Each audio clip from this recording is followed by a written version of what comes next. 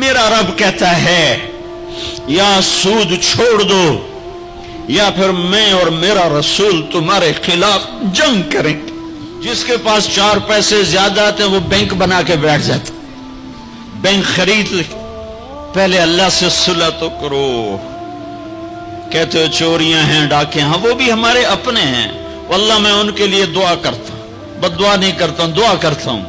چونکہ اگر یہ اس حال میں مر گئے تو بڑی خوفناک جہنم میں جائیں گے، اور یہ میرے نبی کے امتی ہیں، نہ انہیں اللہ کے نبی کا دیدار نصیب ہوگا نہ اللہ کا دیدار نصیب ہوگا،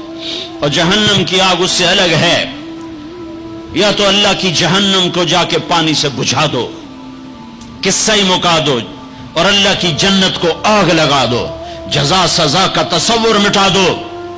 اور اتنے طاقتور بن جاؤ کہ آج تم لوگوں کی گردنیں اتارتے ہو تو کل جب ملک الموت تمہاری روح کھینچنے کے لیے آئے تو اس کو بھی کلاشنکوف مار دینا اور اس کے بھی سامنے کھڑے ہو کے دکھا دینا، یا اتنی طاقت پیدا کرو کہ جب تمہیں اٹھا کے قبر میں لے جا رہے ہوں تو جانے سے انکار کر دینا، اڑ جانا، میں نہیں جانتا لال و زور، یا منکر نکیر سے ٹکر لے کے دکھاؤ، یا اللہ کے سامنے قیامت کے دن اڑ کے دکھاؤ، یا یہ کرتوت کر کے میرے نبی کے سامنے کر کے۔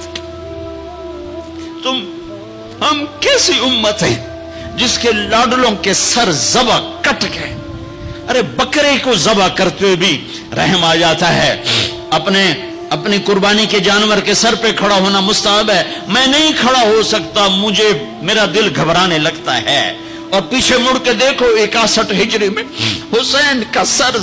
گلا کاٹا جا رہا ہے، ذبح کیا جا رہا ہے بکرے کی طرح۔